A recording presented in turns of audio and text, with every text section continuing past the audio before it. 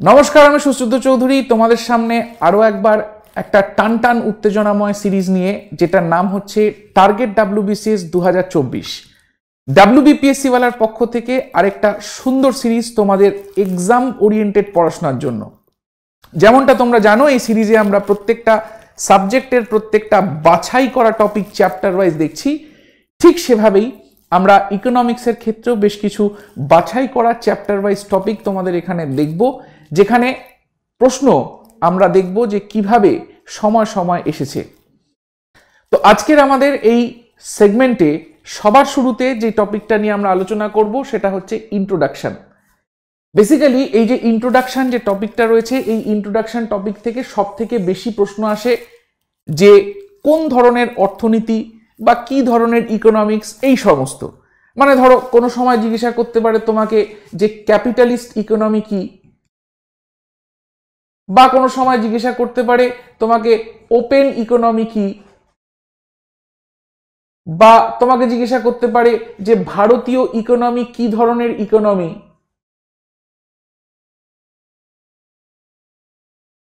তো সময় সময় এরকম নানান রকমের প্রশ্ন শুধুমাত্র প্রিলিমস নয়, মেন্সেও কিন্তু আমরা দেখতে পাই।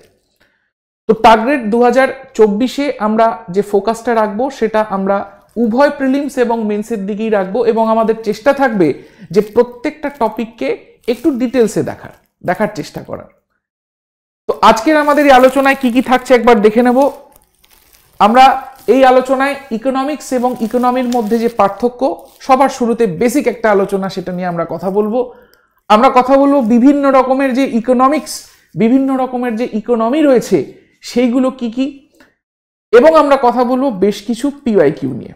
এই পিওয়াইকিউ গুলো আমি তোমাদের গোটা চ্যাপ্টারগুলো পড়িয়ে দেওয়ার পর বা টপিকটা পড়িয়ে দেওয়ার পর সবার শেষে এরকম 4-5টা পিওয়াইকিউ তোমাদেরকে দিয়ে যাব, যেটা তোমাদের হোমওয়ার্ক থাকবে, এবং আগামী দিনের যখন আলোচনা শুরু হবে তখন এই পিওয়াইকিউ দিয়ে শুরু হবে। ঠিক আছে, আশা করছি ভীষণ ভালো লাগবে, ভীষণ ইন্টারেস্টিং লাগবে, এবং যেহেতু এক্সাম ওরিয়েন্টেড আলোচনা, কার্যকরী মনে হবে। তাহলে শুরু করছি আমাদের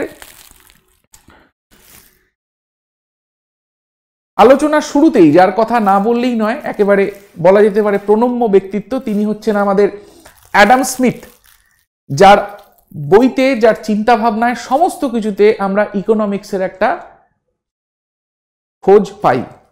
তিনি তার বক্তব্যে বলেছিলেন যে ইকোনমিক্স হচ্ছে এমন একটা সাবজেক্ট, যে কোনো একটা দেশের যে সম্পদ রয়েছে সেই সম্পদের কারণ কি হতে পারে, বা সম্পদ কিভাবে আসতে পারে, তার প্রকৃতি কি হতে পারে, সেইটা নিয়ে চর্চা করে। তার বক্তব্য, economics is a concern with an inquiry into the causes and nature of wealth of nations. একটা দেশের সম্পদের পেছনে কিভাবে কি কি কারণ কাজ করছে সেইগুলো নিয়ে ঘাটাঘাটি করাই হচ্ছে ইকোনমিক্সের কাজ। এই বক্তব্য তিনি রেখেছেন তার বিখ্যাত বই ওয়েলথ অফ নেশনসে। অ্যাকচুয়ালি এই বইটার পুরো নাম হচ্ছে an inquiry into the nature and causes of wealth of nations. মানে একদম শেষের দিকের যে আমরা পুরো জিনিসটা দেখলাম, সেই পুরো ফেজটাই, মানে এই গোটা ফেজটাই হচ্ছে তার বইটার নাম। এখান থেকে নিয়ে এতটা অবধি, an inquiry into the nature and causes of wealth of nations, এটা হচ্ছে বইটার পুরো নাম। কিন্তু আমরা বেসিক্যালি ফোকাস করি জাস্ট এইটুকুনি পার্টে, ওয়েলথ অফ নেশনস। আচ্ছা, এই বইতে তিনি তার বিভিন্ন রকম চিন্তা ভাবনা প্রকাশ করেছেন ইকোনমি বা ইকোনমিক্স নিয়ে। এখানে তার একটা খুব বিখ্যাত চিন্তা ভাবনা প্রকাশ পায়, যেটাকে আমরা ক্যাপিটালিস্ট কনসেপ্ট অফ ইকোনমি বলে থাকি, বা যে কনসেপ্টের উপর ভিত্তি করে পুঁজিবাদ তৈরি হয়েছে, ক্যাপিটালিস্ট কনসেপ্ট, সেই ক্যাপিটালিস্ট কনসেপ্টটা কিন্তু আমরা এই বই থেকেই পাই, বা যেটাকে আমরা পুঁজিবাদ বলতে পারি। ঠিক আছে, সাল 1776। সালটা দেখে ইতিহাসের একটা খুব বিখ্যাত ইভেন্টের কথা তোমাদের মনে পড়ে যাওয়ার কথা, সেটা হচ্ছে American war of independence. America তখন ব্রিটিশ কলোনি, এবং সেই 13টি আমেরিকান উপনিবেশ তারা চাইছে ব্রিটিশদের হাত থেকে নিজেদেরকে মুক্ত করে একটা স্বাধীন আমেরিকা গঠন করার। স্বাধীনতা লাভের পর, স্বাধীনতা প্রাপ্য হওয়ার পর আমরা দেখতে পাই সবার প্রথমে আমেরিকা এমন একটা দেশ যে কিন্তু এই পুঁজিবাদী বা ক্যাপিটালিস্ট ধ্যান ধারণা নিয়ে এগোতে শুরু করে। ধীরে ধীরে আমেরিকা থেকে আমরা দেখতে পাই যে গোটা ইউরোপের বিভিন্ন দেশে এই চিন্তাভাবনা ছড়িয়ে যায় এবং সেখান থেকেই আজকের দিনে দাঁড়িয়ে আমরা যে ওয়েস্টার্ন ইকোনমিজ বা পশ্চিমী দেশগুলোর কথা বলি তারা প্রত্যেকেই কিন্তু মোটামুটি ক্যাপিটালিজমের পক্ষপাতী। এমন নয় যে শুধুমাত্র পশ্চিমের দেশগুলোতেই এই ক্যাপিটালিজম আটকে ছিল, ধীরে ধীরে এই ক্যাপিটালিজমের জোয়ার বলতে পারো বা প্রবাহ বলতে পারো গোটা বিশ্বে ছড়িয়েছে এবং ভারতও কিছুটা হলেও প্রভাবিত এই ক্যাপিটালিজমের ধ্যান ধারণা নিয়ে। আজকের দিনে দাঁড়িয়ে ভারতবর্ষে যে মিক্সড ইকোনমির কথা বলি সেই মিক্সড ইকোনমির মধ্যেও কিন্তু আমরা দেখতে পাই যে এই ক্যাপিটালিজমের বেশ ভালো ছোঁয়া রয়েছে। কি ব্যাপার, কি নিয়ে কথা হচ্ছে অনেকের হয়তো মাথায় ঢুকছে না, চিন্তার কোনো কারণ নেই, গোটা ভিডিওতে আমরা এই নিয়ে কথা বলবো। তোমাদের কাজ হবে গোটা ভিডিওটা খুব মন দিয়ে দেখা এবং চেষ্টা করা যে পয়েন্টগুলো নোট ডাউন করে নেওয়ার সেই পয়েন্টগুলো নোট ডাউন করে নেওয়া। তো একে একে আমরা খুব বেসিক লেভেল থেকে এই আলোচনা শুরু করব। সবার প্রথমে আমরা আলোচনা করব হচ্ছে কি পার্থক্য এই ইকোনমিক্স এবং ইকোনমির। বেসিক একটা পার্থক্য যেগুলো আমরা এখানে ছবিতে দেখতে পাচ্ছি তার মাধ্যমেই বোঝার চেষ্টা করব। ইকোনমিক্স হচ্ছে কিছুই না, ইকোনমিক্স হচ্ছে থিওরি। মানে যে কোনো জিনিস যখন আমরা বইতে দেখতে পাই নানান রকমের ব্যাপার স্যাপার সেখানে থাকে, নানান রকমের পারমুটেশন কম্বিনেশন সেখানে থাকে, বিভিন্ন রকম থটস অ্যান্ড থিঙ্কার যে চিন্তাভাবনা সেখানে থাকে। তো ইকোনমিক্স হচ্ছে আর কিছুই না, ইকোনমিক্স হচ্ছে থিওরি যেটা বইতে খাতায় কলমে এবং ক্লাসে পড়ানো হয়। এবার এই যে থিওরিগুলো সেগুলোকে যখন লাগু হওয়ার জায়গায় আমরা নিয়ে যেতে পারি তখন সেটাকে বলি হচ্ছে আমরা ইন্ডিয়ান ইকোনমি, যেখানে আমরা প্র্যাকটিক্যালি জিনিসগুলোকে ইমপ্লিমেন্ট হতে দেখছি, প্র্যাকটিক্যালি পলিসিগুলোকে টুলের মাধ্যমে ইমপ্লিমেন্ট হতে দেখছি। এক্ষেত্রে অবশ্যই আমাদের মাথায় রাখতে হবে যখন আমরা অ্যাডমিনিস্ট্রেশনে থাকব, মানে অ্যাডমিনিস্ট্রেটিভ পড়াশোনার জন্য ইকোনমিক্সকে আমাদের পড়তে হবে, সেক্ষেত্রে কিন্তু ইকোনমিক্স না পড়ে আমরা কিন্তু ইকোনমি পড়ব। যার জন্য অনেক সময় তোমাদের মধ্যে প্রশ্ন থাকতে পারে যে আমরা এক্স্যাক্টলি এখানে কি দেখছি। এখানে আমরা ইন্ডিয়ান ইকোনমি নিয়ে কথা বলি কেন, তার কারণ হচ্ছে আমাদের বেশিরভাগ পার্টটা হচ্ছে এই অ্যাডমিনিস্ট্রেশনের পার্ট। তোমরা হয়তো জানো বর্তমানে আমাদের রিজার্ভ ব্যাংকের গভর্নর হচ্ছেন শক্তিকান্ত দাস এবং সেই শক্তিকান্ত দাস এক সময়কার আইএএস ক্যাডার। তো স্বাভাবিকভাবেই বুঝতে পারছো যে আগামী দিনের আমলা তোমাদেরকে যে কোনো সময় এরকম গুরুত্বপূর্ণ কোনো দায়িত্ব দেওয়া যেতে পারে। যার জন্য অ্যাডমিনিস্ট্রেটরদের প্রথম থেকেই ইন্ডিয়ান ইকোনমি এবং তার সাধারণ মানুষের জীবনে কি প্রভাব সেই নিয়ে কিন্তু আমাদের যে পিএসসি বলো বা ইউপিএসসি বলো, বিভিন্ন কমিশন বলো, তারা চায় সময় সময় যেন একটা ধারণা প্রত্যেকের মধ্যেই থাকে। তো সেই জন্য ইন্ডিয়ান ইকোনমি নিয়ে আমরা এত বেশি আলোচনা করি আমাদের এই অ্যাডমিনিস্ট্রেটিভ লাইনে, ইকোনমিক্স নিয়ে কিন্তু নয়। তো যাই হোক, শুরুতে আমরা একটু দেখে নেব ইকোনমিক্স হালকা করে, তার ডেফিনেশন এবং তার কি কি প্রকার। আমরা তারপরে চলে যাব ডিটেলস আলোচনায় ইন্ডিয়ান ইকোনমি নিয়ে।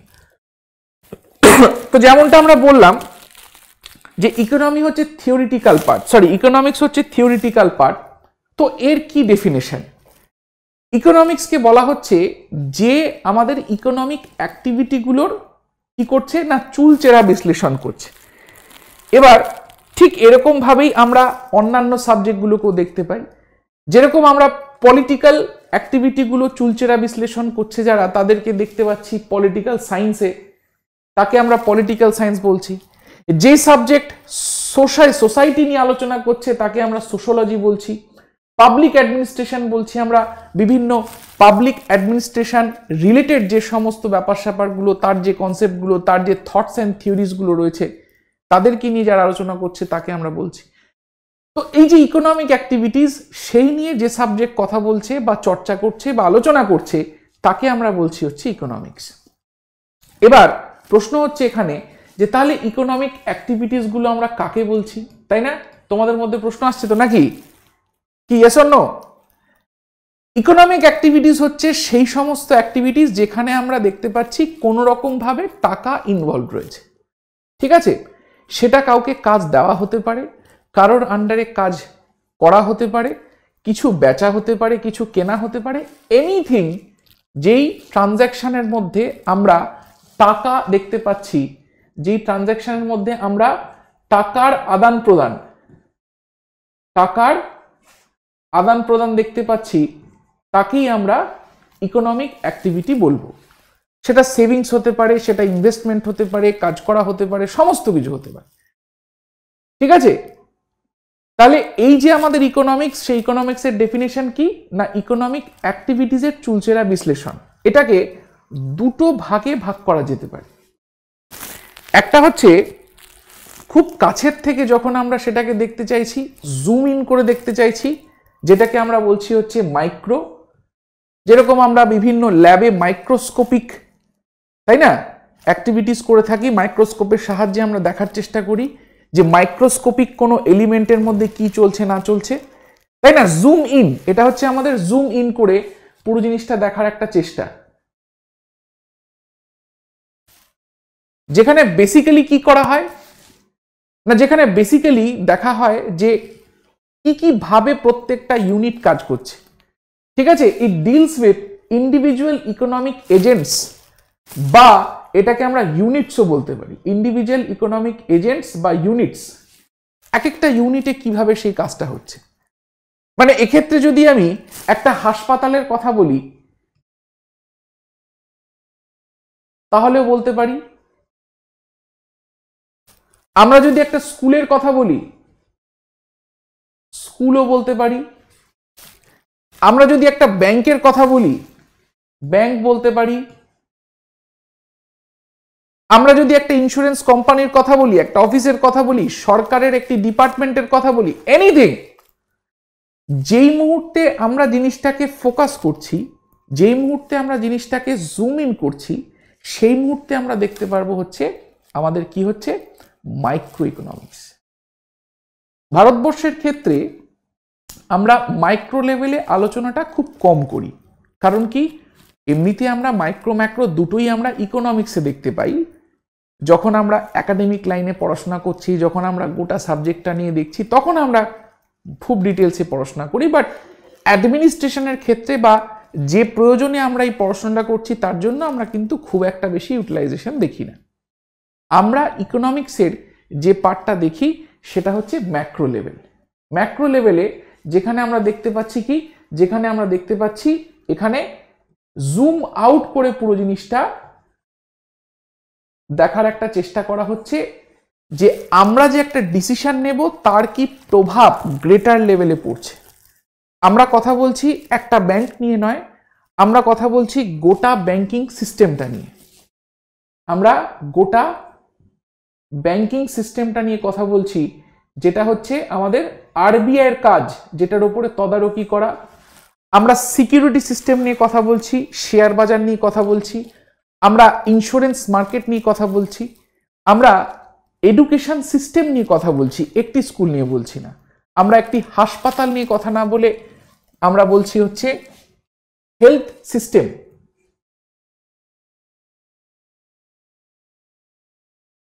ঠিক আছে, তো মাথায় রাখতে হবে এগুলো জাস্ট উদাহরণ। হাসপাতাল, স্কুল, ব্যাংক এগুলো জাস্ট উদাহরণ যে মাইক্রো মানে আমরা একটা জুম ইন করে একটা ইউনিটকে দেখার চেষ্টা করছি, আর নয়তো আমরা গোটা সেক্টরটাকে দেখার চেষ্টা করছি।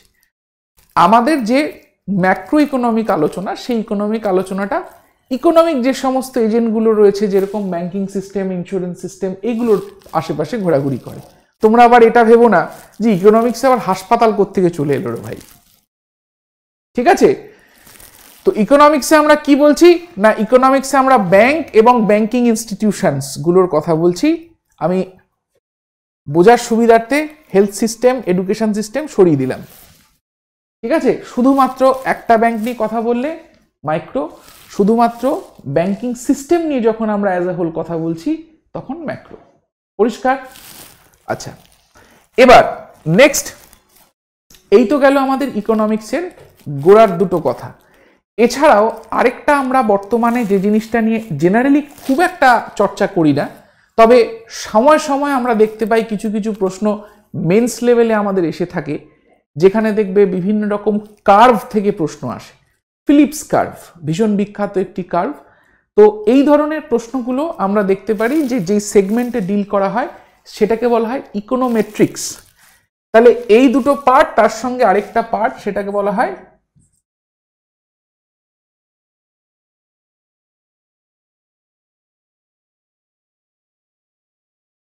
ইকোনোমেট্রিক্স।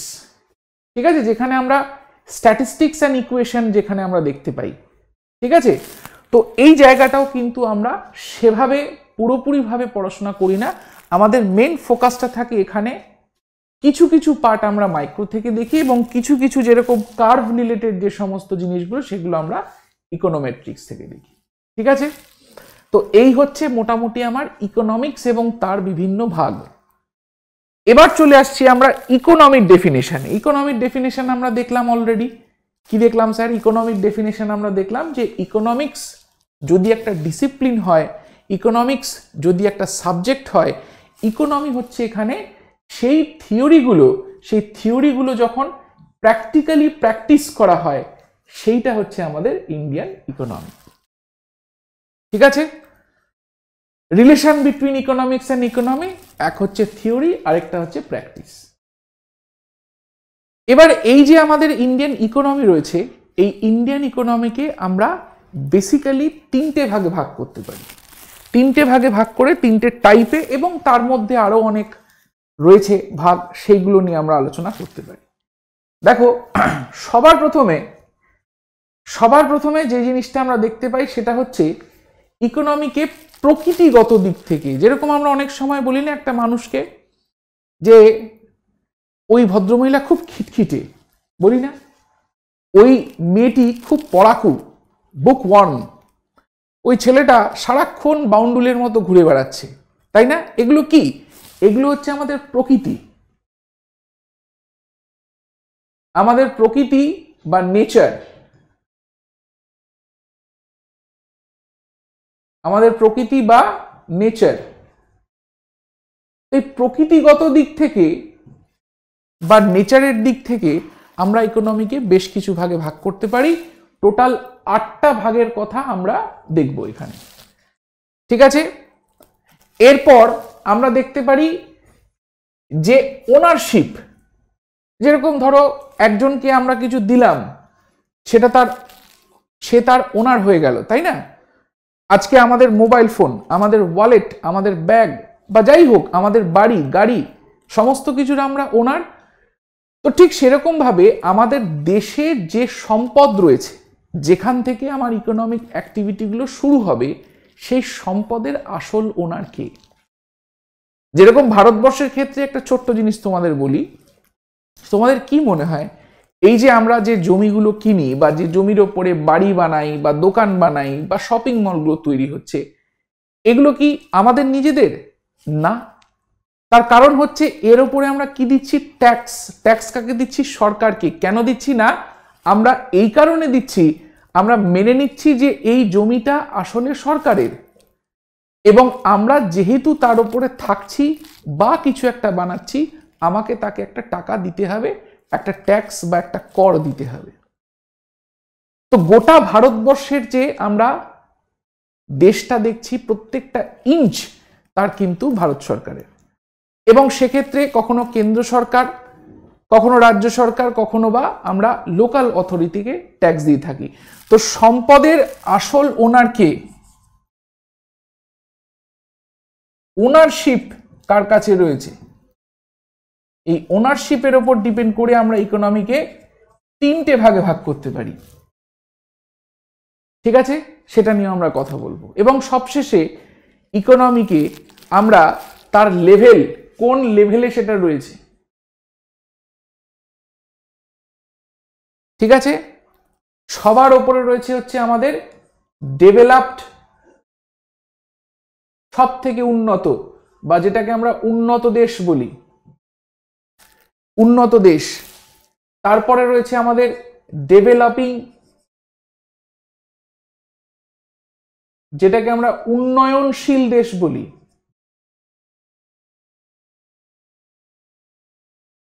আর লাস্টলি থাকছে হচ্ছে আন্ডার ডেভেলপড,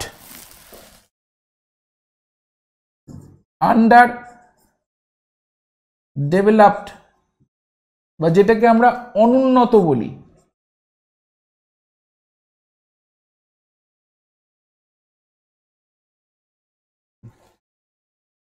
ঠিক আছে? তো এই হচ্ছে ইকোনমিকে আমরা তিনটে ভাগে ভাগ করতে পারি। প্রথম, প্রকৃতিগত দিক থেকে 8 ভাগে ভাগ করা যায়। সম্পদের অধিকারী কে বা ওনারশিপ অফ রিসোর্স সেটা কার কাছে রয়েছে সেই অনুযায়ী 3 ভাগে আমরা ভাগ করতে পারি। এবং লেভেল, কোন লেভেলে এই ডেভেলপমেন্ট চলছে, কতটা ডেভেলপ অর্থনীতি, সেই হিসেবে আমরা আরো 3 ভাগে ভাগ করতে পারি। কি কি না, ডেভেলপড ইকোনমি, ডেভেলপিং ইকোনমি এবং আন্ডার ডেভেলপড ইকোনমি। এবার একে একে আমরা এই ইকোনমিগুলোর কথা বলবো, কারণ কি এগুলো থেকে সময় সময় কিন্তু প্রশ্ন জিজ্ঞাসা করে থাকে। কি কি, সবার প্রথম আমরা তাহলে প্রকৃতিগত দিক থেকে দেখব। প্রকৃতিগত দিক থেকে ইকোনমিকে আমরা 8 ভাগে ভাগ করতে পারি। ঝটপট করে এই 8টা ভাগ এবং এই 8টা ভাগের পুরো জিনিসটা আমরা বোঝার একটা চেষ্টা করব। সিম্পল ইকোনমি, তার উল্টোটা কমপ্লেক্স ইকোনমি, এটা একটা জোড়া। ক্লোজড ইকোনমি, তার উল্টোটা ওপেন ইকোনমি, এটা একটা জোড়া। আনপ্ল্যান্ড ইকোনমি এবং প্ল্যান্ড ইকোনমি, এটা তার একটা জোড়া। এবং এগ্রিকালচারাল আর ইন্ডাস্ট্রিয়াল হচ্ছে সবার শেষ জোড়া। তো 4 পেয়ার্স, এখানে আমরা 4 পেয়ার্স বা 8টা টোটাল ইকোনমির কথা বলছি। ঠিক আছে, প্রথমটা ক্লিয়ার। দ্বিতীয়টা, এই প্রত্যেকটা শব্দের মধ্যে লুকিয়ে রয়েছে কি বলতে চাইছে। প্রকৃতি তো, সেই মানুষটা খুব রাগী, তার মানে সে রাগী মানুষ, সে খুব ঝগড়ুটে। ঠিক আছে, আমরা এই ধরনের টার্মগুলো ইউজ করে থাকি যাতে একবারে তার প্রকৃতি বা নেচার বোঝাতে পারি। তাহলে যে ইকোনমিকে আমরা সিম্পল বলছি তার মানে তার মধ্যে কোনো জটিলতা নেই। যেই ইকোনমিকে আমরা কমপ্লেক্স বলছি তার মানে সেখানে কোনো জটিলতা আছে। ঠিক আছে, তো উদাহরণস্বরূপ যদি আমরা বলতে পারি, আমরা বার্টার সিস্টেম বা বিনিময়ের কথা বলতে পারি। সরল ইকোনমি, বার্টার সিস্টেমে কি হয় না, সরাসরি আমরা জিনিসপত্রের আদান প্রদান। যেরকম অনেক সময় স্কুল কলেজে তুমি হয়তো করেছো যে অমুক স্যারের নোটসের জায়গায় অমুক ম্যামের নোটস তোমরা এক্সচেঞ্জ করেছো। ভাই, তোকে আমি অমুক স্যারের নোটস দিচ্ছি, তুই আমাকে ম্যামের নোটসটা একটু দে, তাই না? টিফিনের সময় কেউ হয়তো লাড্ডু নিয়ে গেছে, সে লাড্ডুর সঙ্গে লুচির এক্সচেঞ্জ চলছে, হতেই পারে।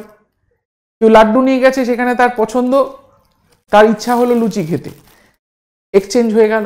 তো বার্টার সিস্টেম একটা খুব সিম্পল সিস্টেম যেখানে কোনো কমপ্লেক্সিটি নেই। অথচ কমপ্লেক্স ইকোনমিক সিস্টেমে কি হচ্ছে স্যার না, সেখানে আমরা দেখতে পাচ্ছি জটিলতা রয়েছে, সেখানে প্যান কার্ড, আধার কার্ড লিঙ্ক করার ব্যাপার রয়েছে, সেখানে কেওয়াইসি নর্ম আপডেট করার ব্যাপার রয়েছে, তাই তো? সেখানে ডিজিটাল ব্যাংকিং এর ক্ষেত্রে ফ্রডুলেন্ট কেসেসের ব্যাপার রয়েছে। তো এই সমস্ত জিনিসগুলো আমরা দেখতে পাচ্ছি জটিলতাকে আরো বাড়িয়ে দিচ্ছে। ক্লোজড ইকোনমি মানে ঠিক বন্ধ দরজা, বদ্ধ জানালার মতো সেই অর্থনীতি নিজেকে বদ্ধ করে রেখেছে, কারোর সঙ্গে তার কোনো সম্পর্ক নেই। তার মানে সম্পর্ক এখানে কিসের না, বাণিজ্যের সম্পর্ক। ঠিক আছে, এখানে বিজনেস রিলেশনের কথা বলা হচ্ছে, বাণিজ্যের সম্পর্ক কথা বলা হচ্ছে। তো সেখানে সেটা আমরা দেখতে পাচ্ছি না, কোনোভাবেই সেটা পসিবল নয়। ওপেন মানে যেখানে জানলা দরজা খোলা, উদার, সেখানে লোক আসছে যাচ্ছে, সমস্ত কিছু হচ্ছে। তাহলে এটাও বিজনেসের ক্ষেত্রে আমরা দেখতে পাচ্ছি জানলা এখানে খোলা, তার মানে যেই দেশ সমস্ত দেশের সঙ্গে একটা বাণিজ্যিক সম্পর্ক রাখছে বা তাদের প্রত্যেকের সঙ্গে একটা রিলেশন তার রয়েছে, তাকে আমরা ওপেন ইকোনমি বলছি। ঠিক আছে, নেক্সট হচ্ছে প্ল্যান্ড এবং আনপ্ল্যান্ড। যেই অর্থনীতি প্ল্যানের মাধ্যমে চলে না তাকে আমরা আনপ্ল্যান্ড ইকোনমি বলছি, যেটা প্ল্যানিং করে চলে তাকে আমরা প্ল্যান্ড ইকোনমি বলছি। ঠিক আছে, প্ল্যানিং বলতে সমস্ত কিছু, যে আমার কাছে 100 টাকা রয়েছে, আমি সেটা 10 জনের মধ্যে ভাগ করে দিতে চাইছি। আমি যদি প্রত্যেককে সমান ভাগে দিতে চাই তাহলে সেটা 10 টাকা 10 টাকা 10 টাকা করে হবে, এটাও যেমন একটা প্ল্যানিং। ঠিক সেরকম ভাবে আমি কাউকে হয়তো 30 টাকা দিয়ে কাউকে হয়তো 5 টাকা দিতে চাইছি, সেটাও একটা প্ল্যানিং। তো প্ল্যানিং যখন প্রয়োজন হয় তখন আমরা দেখতে পাই দুটো জিনিসের প্রয়োজন। একটা হচ্ছে প্ল্যানিং এর জন্য রিসোর্সটা আমাদের একটু লিমিটেড থাকতে হবে, লিমিটেড রিসোর্স। মানে আমার কাছে 100 টাকাই থাকতে হবে, তবেই তো আমি প্ল্যান করব। যদি আমি জানি যে আমি 30 টাকা করে সবাইকে দিতে পারবো, কোনো অসুবিধা নেই, তাহলে তো আমার 300 টাকা হয়ে গেল 10 জনকে দিতে গেলে, কি তাই না? কিন্তু এদিকে আমাকে কাউকে 30 টাকা দিতে হলে ওদিকে আমাকে কমাতে হবে, 5 টাকা করতে হবে, কেন না আমার কাছে রিসোর্সটা তো লিমিটেড 100 টাকা। বুঝতে পারছি? তো যখন আমরা লিমিটেড রিসোর্সে কাজ করছি, যখন আমাদের কাছে রিসোর্সটা লিমিটেড, তখন আমরা দেখতে পাই প্ল্যানিং এর প্রয়োজনটা হচ্ছে, ঠিক আছে? এবং আমরা যখন সোশ্যালিস্ট একটা ইকোনমি বা সোশ্যালিস্ট একটা জাস্ট সোসাইটির কথা বলছি, যেখানে মানুষের প্রত্যেকের কাছে সমানভাবে জিনিসপত্র পৌঁছাচ্ছে, প্রত্যেকের কাছে ইকুয়ালি সবকিছু পৌঁছাচ্ছে, প্রত্যেকে 10 টাকা 10 টাকা 10 টাকা 10 টাকা করে পাচ্ছে, সেক্ষেত্রে আমরা দেখতে পাচ্ছি প্ল্যানিং এর প্রয়োজন। আর অন্যদিকে আনপ্ল্যান্ড ইকোনমি, কারোর কিছু যা আসছে না, কি হচ্ছে না হচ্ছে, কে খেতে পাচ্ছে কে খেতে পাচ্ছে না, সবাই নিজেরটা বুঝে নাও। নেক্সট হচ্ছে এগ্রিকালচারাল, যেখানে চাষবাস হচ্ছে, আর ইন্ডাস্ট্রি হচ্ছে যেখানে শিল্প হচ্ছে। এখানে সংজ্ঞায় একটা জিনিস মাথায় রাখতে হবে, জীবিকা নির্বাহ, ঠিক আছে? এই জীবিকা নির্বাহ এইটা খুব ইম্পর্টেন্ট একটা জায়গা, যেটা আমাদের মাথায় রাখতে হবে, যে কোনো দেশের বেশিরভাগ মানুষ, জনসংখ্যার মেজরিটি পার্সেন্টেজ যেই দিকে ঝুঁকে থাকবে, মানে তারা যদি এগ্রিকালচারের দিকে হয় তাহলে তারা এগ্রিকালচারের দিকে, তারা যদি ইন্ডাস্ট্রির ক্ষেত্রে কলকারখানার দিকে ঝুঁকে থাকে তাহলে ইন্ডাস্ট্রিয়াল ইকোনমি। পরিষ্কার প্রত্যেকের কাছে?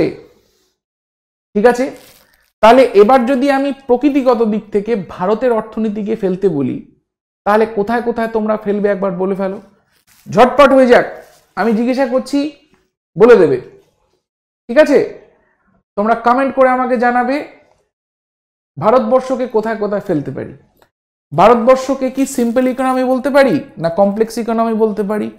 ভারতবর্ষ কেন, গোটা বিশ্বে আমরা দেখতে পাচ্ছি একসময় সিম্পল ইকোনমি ছিল, কিন্তু আজকের দিনে দাঁড়িয়ে ভারতবর্ষ তথা বিশ্বের সমস্ত মডার্ন ইকোনমি কমপ্লেক্স ইকোনমি।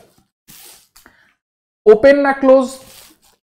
এর মধ্যে আমরা বলতে পারি ভারতবর্ষ ওপেন ইকোনমি, কারণ কি আমরা জানি যে ভারতবর্ষে প্রচুর পরিমাণে জিনিসপত্র আমদানি করা হয় এবং রপ্তানি উভয়ই করা হয়। প্ল্যান্ড না আনপ্ল্যান্ড?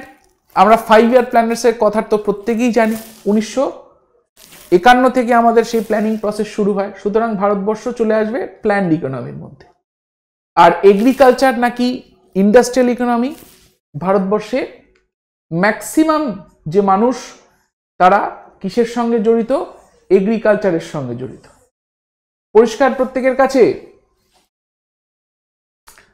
তো এইভাবে আমাকে শুধুমাত্র কনসেপ্ট পড়লে হবে না, মাথায় রাখতে হবে আমরা যেহেতু ইন্ডিয়ান ইকোনমি নিয়ে পড়ছি এবং আমাদের বিগত প্রতি বছরের যে প্রশ্ন রয়েছে সেখানে বারংবার আমাদের আঙুল দিয়ে দেখিয়ে দেওয়া হচ্ছে যে ভাই এখানে কিন্তু আমরা কি করব, এখানে কিন্তু আমরা প্র্যাকটিক্যালিটি থেকে প্রশ্ন করব, যে কনসেপ্ট রয়েছে সেটাকে যখন আমরা লাগু করছি, অ্যাপ্লাই করছি, তখন গিয়ে আমরা কি জানতে পারছি। তো এই হলো প্রকৃতিগত দিক থেকে অর্থনীতি। নেক্সট আমরা কি দেখব না, নেক্সট আমরা দেখব ওনারশিপ অফ রিসোর্স। এখানে আমরা দেখব ওনারশিপ, রিসোর্সের ওনারশিপের ব্যাপারটা কি রয়েছে স্যার? ওনারশিপের ব্যাপারটা রয়েছে হচ্ছে যে কার কাছে সম্পদ রয়েছে, একটা দেশের সম্পদ সেটা কার কাছে রয়েছে, এই অনুযায়ী এটাকে 3টে ভাগে ভাগ করা যায়, ক্যাপিটালিস্ট, সোশ্যালিস্ট এবং মিক্সড। খুব মন দিয়ে শুনবে, 1976 সালে এই ধারণা আমরা দেখতে পেলাম, 1776 সালে এই ধারণা আমরা দেখতে পেলাম, অ্যাডাম স্মিথের মাথায় এসেছিল, তার বইতে আমরা এর উল্লেখ পাই, অ্যাডাম স্মিথ, ঠিক আছে? এবার তার মতে ক্যাপিটালিস্ট অর্থনীতিতে যে সম্পদের মালিক সে হচ্ছে একজন প্রাইভেট ওনার, মানে তুমি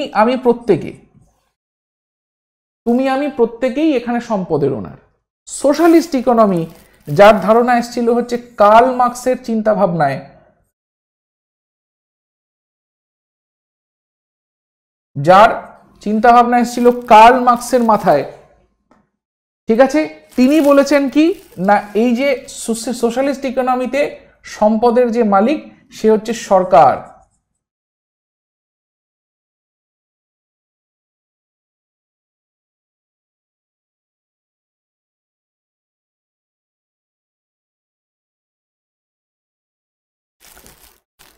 বা এখানে আমরা সরকার বলবো না এখনই, আমি একটু ছোট্ট ডিফারেন্স এখানে বলবো। সোশ্যালিজম বলে হচ্ছে সম্পদের মালিক হচ্ছে সোসাইটি, ঠিক আছে, মাথায় রাখতে হবে। এখান থেকে আরেকটা পার্ট আমরা দেখতে পাই বেরোয়, সেটা হচ্ছে কমিউনিস্ট।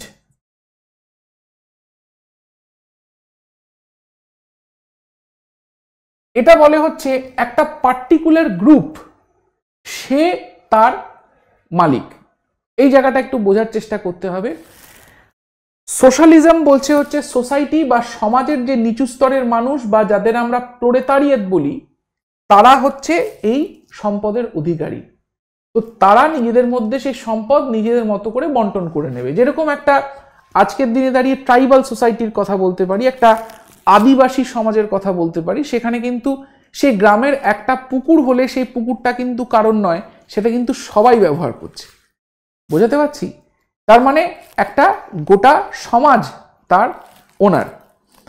ঠিক সেরকম ভাবে কমিউনিস্ট বা এই যে কমিউনের ধারণা, এই কমিউনিস্ট বা কমিউন, এই কমিউনের ধারণা এসছে হচ্ছে আমাদের কোথায়? French revolution.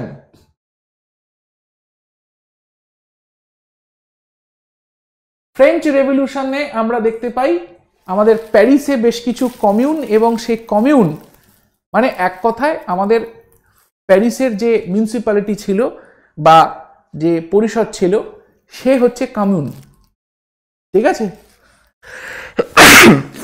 সরি। তো সেখান থেকে এসছে হচ্ছে এই কমিউনের ধারণা। মানে সে কমিউনও কি করতো? সাধারণ মানুষ চালাতো, কিন্তু সেটা পুরোপুরিভাবে সাধারণ মানুষ চালাতো না।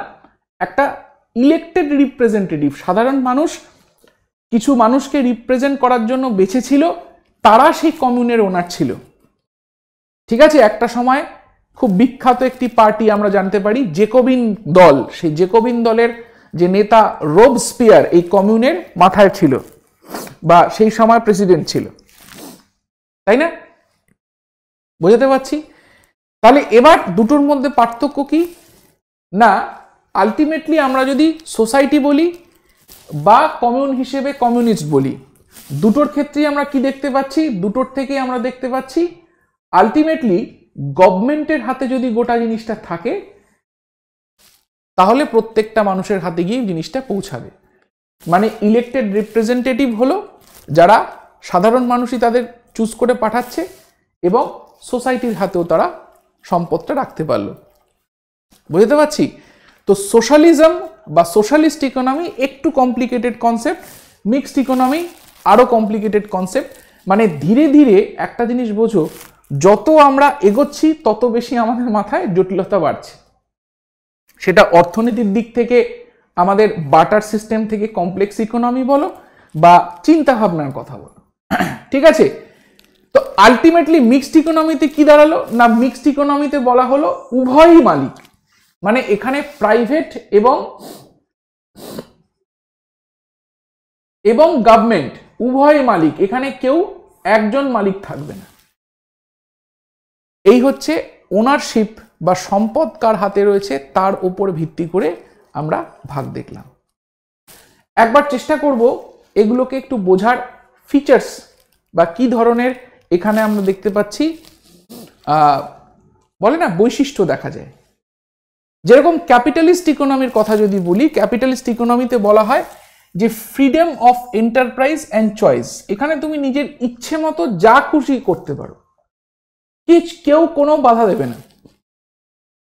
এখানে একটা দোকানের পাশে আরো 10টা দোকান খুলতেই পারে, কারোর সেখানে মালিকানা নেই। একই ধরনের জিনিস, একই ধরনের কনসেপ্ট 10 জন করতে পারে। কম্পিটিশন, এই কম্পিটিশন কি তৈরি করছে না, কম্পিটিশন খুব সহজেই মানুষের কাছে কোয়ালিটি পৌঁছে দিচ্ছে, এবং যারা সেই ওনার তারা নিজেরা একজন আরেকজনের সঙ্গে কম্পিট করছে। Competition, healthy competition ultimately leads to কি, কনজিউমারদের জন্য খুব ভালো। সেটা কনজিউমার সোভারেন্টি, একটা কনজিউমার তোমার থেকে ফুচকা খাবে না পাশের দোকান থেকে খাবে সেটা তার ব্যাপার। কোনো ফুচকায় হয়তো একটু গন্ধরাজ লেবুর জল রয়েছে, সেই দেখে কনজিউমাররা খুব খুশি যে না আমরা শুধু লেবুতে তো খুশি নই, আমাদের গন্ধরাজ লেবু চাই। কেউ হয়তো একটু সবশেষে না জিজ্ঞাসা করেই ফাউ ফুচকা দিয়ে দিচ্ছে। ঠিক আছে দাদা, ফাউটা দিলেন না, এই ফাউটা যে কত বড় একটা ব্যাপার হতে পারে সেটা তোমরা ফুচকার দোকানে গেলে বুঝতে পারবে। মানে এই একটা ফাউয়ের জন্য, যেরকম বলে না যে পেঁয়াজের দাম বাড়ার জন্য সরকার পরিবর্তন হয়ে যেতে পারে, ঠিক সেরকম একটা ফুচকার ফাউয়ের জন্য দেখতে পারবে যে তার কাছে আর যাওয়াই হলো না, কি না সে জিজ্ঞাসা করলে তারপরে দেবে। এটা আবার কিরকম ব্যাপার? 10 টাকার ফুচকা খেলাম, একটা ফাউ পাবো না? ঠিক আছে, কনজিউমার সোভারেন্টি আটকাতে পারবে না। পরের দিন দেখলে সেই একই গ্রুপ অফ পিপল তারা পাশের জনের কাছে গেল, যেখানে গন্ধরাজ লেবুও তারা পাচ্ছে, সঙ্গে ফাউটা না বলেই তারা পাচ্ছে। তো এই হচ্ছে consumer sovereignty. Private ownership of property, মানে প্রপার্টির ওনার হচ্ছে সে নিজে, কোনো সরকারকে সে ট্যাক্স দিচ্ছে না। রোল অফ সেলফ ইন্টারেস্ট, সে নিজের ইচ্ছে মতো পুরো জিনিসটা করছে।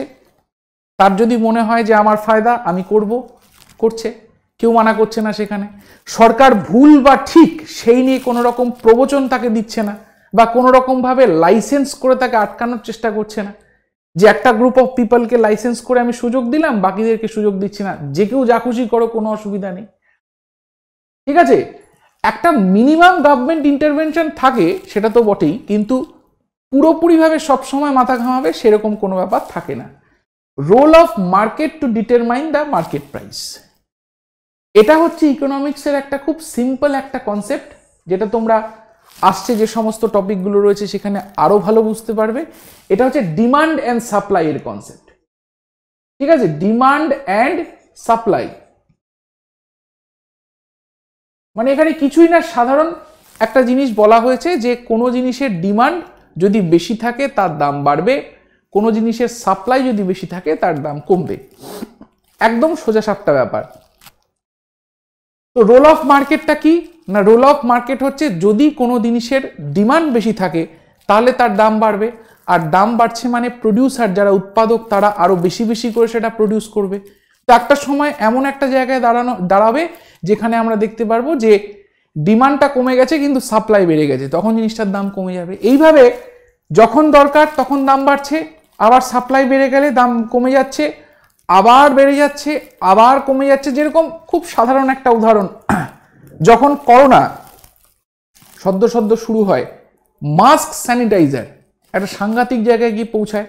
একটা সময় তো মনে হয়েছিল যে সোনা বন্ধক রেখে তোমাকে মাস্ক স্যানিটাইজার কিনতে হবে, কি প্রত্যেকেরই এরকম মনে হয়েছিল। মানে এক একটা ওই ফিনফিনে মাস্ক, যেটা আদৌ তোমার জীবন বাঁচাতে পারবে কিনা, বা হয়তো সেটাই তোমার করোনার সব থেকে বড় কারণ। ঠিক আছে, সে ফিনফিনে মাস্কও হচ্ছে 20 টাকা দাম, 15 টাকা দাম। আজকের দিনে দাঁড়িয়ে সেই মাস্কের দাম 1 টাকা 2 টাকায় চলে এসছে। কিছুই না, সেটা হচ্ছে রোল অফ মার্কেট। সেই সময় অত পরিমাণে মাস্ক ছিল না যতটা ডিমান্ড ছিল। এবার যেই মুহূর্তে মানুষ দেখেছে বা বেশ ভালো, তো একটা মাস্ক বেচে যদি 15 টাকা কামানো যায় তাহলে তো মজেই মজে। তাহলে কেননা শুধু মাস্কই বানাই, পড়াশোনা ছেড়ে দিয়ে লোকজন মাস্ক স্যানিটাইজার বানিয়েছে প্রচুর পরিমাণে। অবশ্য সেই সময় কাজটাই বা কি ছিল, সবাই বাড়িতে বসে মাস্ক স্যানিটাইজার বানিয়েছে। মানুষজনের কাজকর্ম ছিল না, অনেকের চাকরি চলে যাচ্ছিল বলে মাস্ক স্যানিটাইজারের উপরে তারা ভরসা করেছে। ঠিক আছে, আলটিমেটলি কি হয়েছে, সাপ্লাই বেড়ে গেছে, ডিমান্ড কমে গেছে। তো সেদিন যেটা 15 টাকায় বিক্রি হয়েছে তার 6 মাস পর বা 1 বছর পরে সেটার দাম 1 টাকা 2 টাকা। এই হচ্ছে রোল অফ মার্কেট। তো এই যে ক্যাপিটালিস্ট ইকোনমি, এই ক্যাপিটালিস্ট ইকোনমিতে আমরা দেখতে পাই এইগুলো হচ্ছে বৈশিষ্ট্য যেটা ক্যাপিটালিস্ট ইকোনমিকে বাকি অর্থনীতির থেকে পুরোপুরিভাবে আলাদা করে। এবার চলে আসি হচ্ছে আমরা সোশ্যালিস্ট ইকোনমি, যেখানে আমরা দেখতে পারবো কি, যেখানে আমরা দেখতে পারবো হোক কলরব। ঠিক আছে, রাইজ অফ প্রোলেতারিয়েট। তারা একটা গ্রুপ অফ পিপলকে চুজ করেছে, তারা তাদেরকে শাসন করবে এবং তারা যেটা ভালো মনে হবে সেটাই করবে, প্রত্যেকের ভালোর জন্য করবে, কোনো একটা গোষ্ঠী বা একটা মানুষের ভালোর জন্য নয়। প্ল্যান্ড ইকোনমি, সবার প্রথমে তো যাই আমার কাছে সম্পদ থাকুক না কেন সেটাকে সমবন্টন করতে হবে। সেটাকে সমানভাবে আমাকে ভাগ করে দিতে হবে। Means of production are owned by the state. এখানে আমরা যে প্রোডাকশনের ব্যাপারটা রয়েছে সেটা হচ্ছে ওন্ড বাই দ্য স্টেট আমরা দেখতে পাচ্ছি। ঠিক আছে, এখানে একটা সামান্য চেঞ্জেস এখানে দেখতে পারবে, আমি ছোট্ট করে একটু বলে দিই। কমিউনিস্ট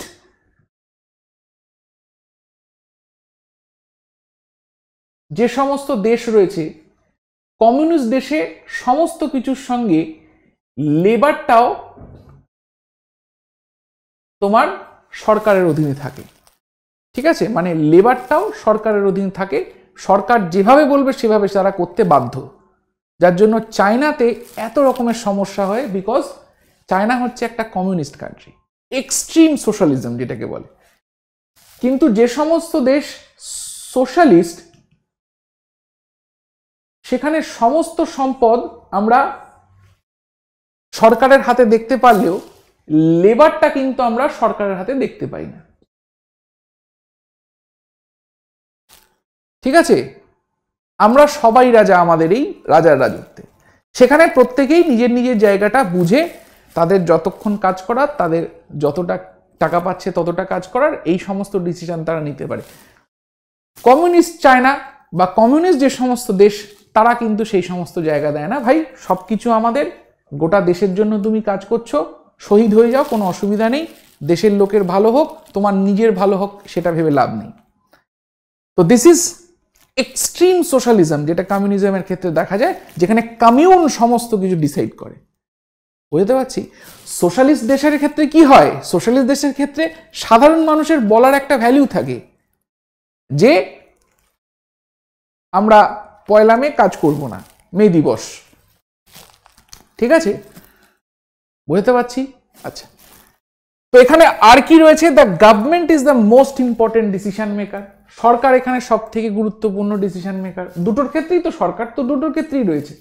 এটা আজকের দিনে দাঁড়িয়ে সবাই নিজেকে তো ডেমোক্রেসি বলে, এখানেও গভর্নমেন্ট রয়েছে, এখানেও গভর্নমেন্ট রয়েছে। ঠিক আছে, দুটোতেই সরকার রয়েছে। তো সরকারের যে আয়ত্ত, সেই আয়ত্তের কথা এখানে বলা হচ্ছে। সোশ্যালিস্ট যে দেশ, সেখানে একটু কম, আর এখানে এক্সট্রিম। তো এই হচ্ছে সোশ্যালিস্ট ইকোনমি, যেখানে সমস্ত কিছুর ডিসিশন সরকার নেবে। কে কতটা খাচ্ছে, কে কতটা পড়ছে, কার কতটা প্রয়োজন, সমস্ত কিছু সরকার নেবে। কে কতক্ষণ কাজ করবে তার সরকার নেবে। কার কটা ছেলে মেয়ে হবে, হামদো হামারে দো নাকি হামদো হামারে এক, সেটাও সরকার ডিসিশন নেবে। এই ধরনের ডিসিশনগুলো আমরা সোশ্যালিস্ট ইকোনমিতে দেখতে পাই। লাস্টলি দেখো, খুব ভালো মতো যদি এই জায়গাটা আমরা বুঝতে পারি, শুরুতে 1776 আসে হচ্ছে আমাদের কি, 1776 আসে হচ্ছে আমাদের ক্যাপিটালিজম। অ্যাডাম স্মিথের হাত ধরে 1776, এবং তার হাত ধরে আমেরিকার হাত ধরে গোটা ইউরোপে ছড়ায় হচ্ছে ক্যাপিটালিজম। কিন্তু ক্যাপিটালিস্ট ইকোনমি বেশ কয়েকবার ফেল করেছে, বিভিন্ন রকম ক্রাইসিসে সেটা আমাদের সামনে উঠে এসছে। যার জন্য এর এগেনস্টে একটা ধারণা, যেটা হচ্ছে সোশ্যালিজম, যে মানুষের হাতে থাকলে কোনো জিনিস আমরা দেখব সেভাবে ভেঙে যাবে না। ঠিক আছে, একটা সরকার যদি গোটা জিনিসটাকে ব্যালেন্স পেতে চালায়, তাহলে কোনোভাবে জিনিসটা এরকম সমস্যার দিকে যেতে পারে না। এই আইডিয়া নিয়ে সোশ্যালিজম তৈরি। কিন্তু যখন দেখা গেল যে সোশ্যালিস্ট ইকোনমি তো সমস্যা হতে শুরু করেছে, তখন ধীরে ধীরে গোটা বিশ্বের বিভিন্ন দেশ মিক্সড ইকোনমির দিকে আসতে শুরু করলো, এবং ভারতও তাদের মধ্যে একজন।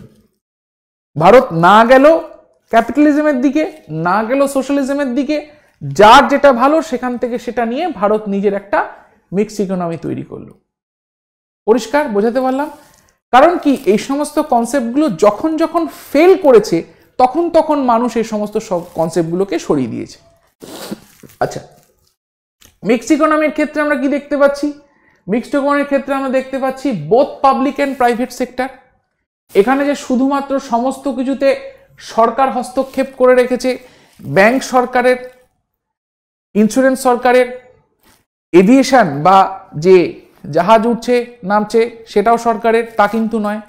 এখানে আমরা ব্যাংক যেরকম SBI দেখতে পাচ্ছি, সেরকম আমরা দেখতে পাচ্ছি প্রাইভেট সংস্থাও রয়েছে, HDFC। আইসিআইসিআই। আমরা ইন্স্যুরেন্স যেরকম দেখতে পাচ্ছি যে আমাদের এলআইসি রয়েছে, ঠিক সেরকম লাইফ ইন্স্যুরেন্সের আরও কোম্পানি রয়েছে। ঠিক সেরকমভাবে এভিয়েশনের যেরকম আমরা দেখতে পাচ্ছি, মানে এখন তো যাই হোক প্রাইভেটাইজেশনের জামানা, সেটা আলাদা ব্যাপার, কনসেপ্টটা আলাদা, সেই ব্যাপারটা আলাদা। তো মিক্সড ইকোনমির ক্ষেত্রে বেসিক্যালি ব্যাপারটা হচ্ছে এমন কিছু কিছু সেক্টর থাকবে যেটা পুরোপুরিভাবে সরকারের আয়ত্তে থাকবে, আর এমন কিছু কিছু সেক্টর থাকবে যেটা পুরোপুরিভাবে প্রাইভেট সেক্টরের হাতে থাকবে, আবার এমন কিছু কিছু সেক্টর থাকবে যেখানে বোথ প্রাইভেট এবং বোথ সরকার দুটোই কিন্তু ঘোরাফেরা করবে। ঠিক আছে, এই জিনিসটা আমাকে মিক্সড ইকোনমির ক্ষেত্রে মাথায় রাখতে হবে। এটাকে অনেক সময় লিমিটেড ক্যাপিটালিস্ট ইকোনমিও বলা হয়, এটাও মাথায় রাখতে হবে। The public sector and private sector follow the social priorities of the optimum resource use. তারা প্রত্যেকে চেষ্টা করছে কি একটা অপটিমাম রিসোর্স ইউজের সেখানে হোক। ঠিক আছে, এই জিনিসটা যেন সেখানে হয়। অপটিমাম রিসোর্স যা যা আমার কাছে সম্পদ রয়েছে সমস্ত কিছু আমরা সেখানে ব্যবহার করছি। এবং it is rightly called controlled economy. এটা একদিক থেকে কন্ট্রোলড ইকোনমি, কারণ কি দুটোর মধ্যেই তো ব্যাপার রয়েছে। সরকার কখনো কোনো সেক্টরকে ছেড়ে দিচ্ছে, কোনো সেক্টরে সে প্রাইভেটাইজ করছে, যেরকম এভিয়েশন বা আমরা যে এই যে উড়োজাহাজের ব্যাপারটা দেখতে পাই, এয়ারলাইন্সের ব্যাপারটা, একটা সময় আমরা সেখানে দেখতে পেয়েছিলাম যে ভারতবর্ষের এয়ার ইন্ডিয়া ছিল, এয়ার এশিয়া ছিল, কিন্তু আলটিমেটলি এখন সেটা টাটা গ্রুপ নিয়ে নিয়েছে। তো কি ডিসিশন নেওয়া হবে, কখন নেওয়া হবে, কোনটা জনহিতকর, এই সমস্ত জিনিসগুলো সময় সময় সরকার নিয়ে থাকে। তো এটা একটা কন্ট্রোলড ইকোনমি। ঠিক আছে, একেবারে যে আমরা বলছি যে এটা ছেড়ে দেওয়া হয়েছে তাও নয়, এটা কন্ট্রোলড ইকোনমি, মানে এটার মধ্যে একটা সোশ্যালিজমের ধাঁচ রয়েছে। ঠিক সেরকম ভাবে এটা একটা ক্যাপিটালিস্ট ইকোনমিও আবার। তো বুঝতে পারছো কিভাবে জিনিসটাকে ব্যালেন্স করার একটা চেষ্টা, এর ভালো এর ভালো দুটোকে নিয়ে একটা ব্যালেন্স করার চেষ্টা মিক্সড ইকোনমিতে করা হয়। এবার সবশেষে আমরা দেখব আমাদের ডেভেলপমেন্ট।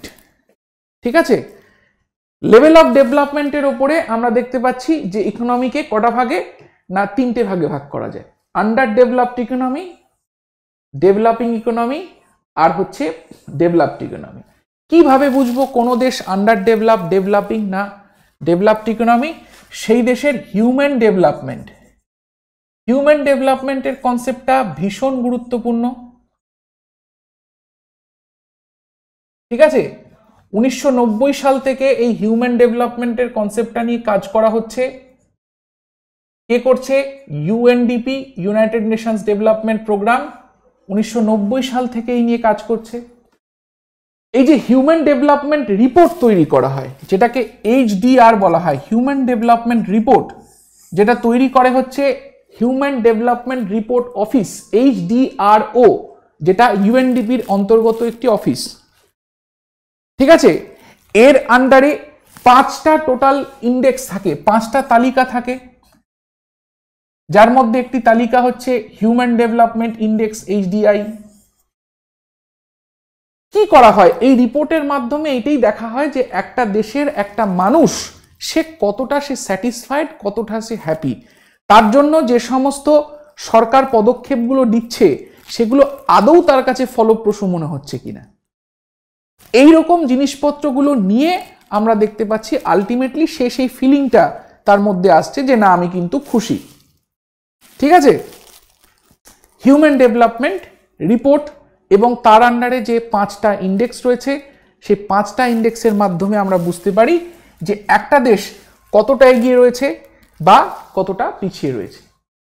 আরেকটা জিনিস যেটা আমরা বুঝতে পারি সেটা হচ্ছে অবশ্যই এই রিপোর্টগুলোর মধ্যে, এই রিপোর্টের মধ্যে, এই তালিকাগুলোর মধ্যেই একটা জায়গা থাকে হচ্ছে আয়, খুব বড় সড়ো একটা জিনিস, জাতীয় আয়,